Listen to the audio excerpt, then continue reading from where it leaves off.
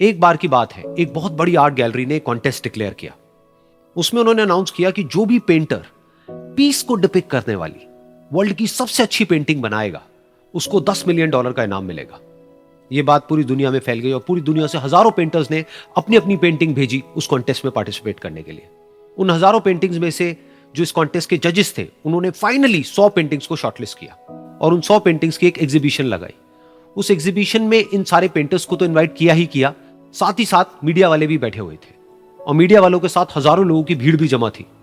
क्योंकि prize amount इतना बड़ा था तो सबका इंटरेस्ट था ये जानने में कि कौन जीतेगा, कि वो पेंटिंग कैसी होगी और कौन वो पेंटर होगा जिसको इतना बड़ा अमाउंट मिलेगा।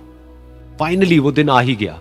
वहां पर सारी ही पेंटिंग्स देखने लायक थी और एक से बढ़कर एक थी। उसमें से कुछ पेंटिंग्स थी जहां पर सबसे ज्यादा भीड़ थी। जैसे एक पेंटिंग थी जहां पर एक बिल्कुल साफ पानी की नदी बह रही थी, जिसके पीछे कुछ पहाड़ थे, उसके ऊपर बर्फ जमी हुई थी और पीछे से सनराइज हो रहा था। एक और पेंटिंग थी जहां पर पेंटर ने पीस को डिपिक्ट किया था फुल मून नाइट के थ्रू, यानी कि एक बिल्कुल पीसफुल लेक थी जिसका पानी बिल्कुल स्टिल था, इतना स्टिल कि उसके अंदर आप रिफ्लेक्शन देख सकते थे आसपास में जो भी कुछ था उसका, बिल्कुल एक मिरर की तरह। और बिल्कुल डार्क आसमान में कुछ तारे चमक रहे थे और एक चांद चमक रहा था। उसके अलावा एक पेंटिंग थी जिसमें बिल्कुल सफेद बादल थे, नीला आसमान था और बिल्कुल हरी हरी घास थी। यानी कि सारी ही पेंटिंग्स ऐसी जिसको देख करके ही मन शांत हो जाए।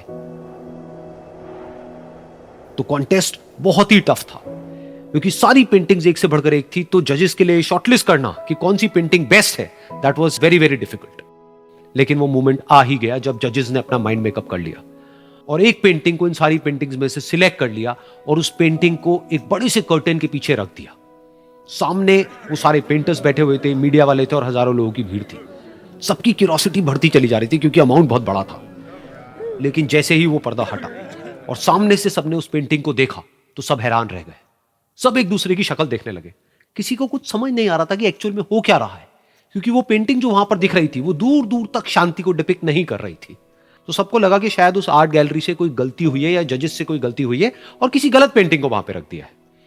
तो कुछ पेंटर्स एक साथ गए, जाकर के उस आर्ट गैलरी के ओनर से मिले और जाकर के उससे पूछा कि क्या ये कोई गलती है, गलती से कहीं कोई गलत पेंटिंग तो आपने वहां पे नहीं रख दी है। तो आर्ट गैलरी वाला थोड़ा सा मुस्कुराया और बोला, नहीं, ये पेंटिंग बिल्कुल ठीक है।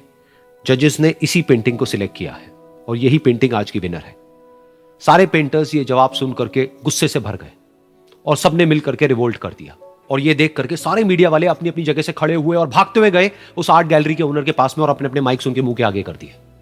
तो अगेन वो आर्ट गैलरी का जो ओनर था वो हल्का सा मुस्कुराया और उसने कहा कि मुझे कुछ बोलने से पहले एक बार इस पेंटिंग को आप लोग ध्यान से देखिए, थोड़ा पास से देखिए, शायद आपको कुछ ऐसा नजर आए जो दूर से नजर नहीं आ रहा है। क्योंकि आप सबने एक चीज तो देख ली कि इस पेंटिंग में आंधी है, तूफान है, चारों तरफ सब कुछ तहस नहस हो रहा है, आसमान में बिजली कड़क रही है, काले बादल है, ये सब तो आपने देख लिया। लेकिन एक चीज नहीं देखी कि इस पेंटिंग में एक घर भी है। उस घर में एक छोटी सी खिड़की है जहां पर एक आदमी खड़ा हुआ है। ध्यान से जाकर के देखिए, वो जो आदमी खड़ा हुआ है और बाहर देख रहा है उस घर से, उसके चेहरे पर कोई डर नहीं है, बल्कि एक हल्की सी मुस्कान है, एक ठहराव है, एक सुकून है। और यही है शांति का असली मतलब। यानी कि शांति का मतलब यह नहीं है कि हमारे बाहर सब कुछ शांत है और फिर हम शांत हैं, क्योंकि वो टेम्पररी है। असली शांति का मतलब यह है कि हमारे बाहर चाहे जो कुछ भी हो रहा हो, हम अंदर से पूरी तरह से शांत हैं, हमारा मन शांत है। क्योंकि जिसका मन शांत नहीं है, उसको चाहे आप कितनी भी सुंदर से सुंदर जगह पर ले जाकर के बिठा दो, वो वहां पर भी जाकर के दुखी ही रहेगा। लेकिन दूसरी तरफ से जिसका मन शांत है, उसके बाहर चाहे कुछ भी हो रहा हो, चाहे मौसम कैसा भी हो, चाहे उसके आसपास में सब कुछ तहस नहस हो रहा हो, तूफान हो, लेकिन वो अंदर से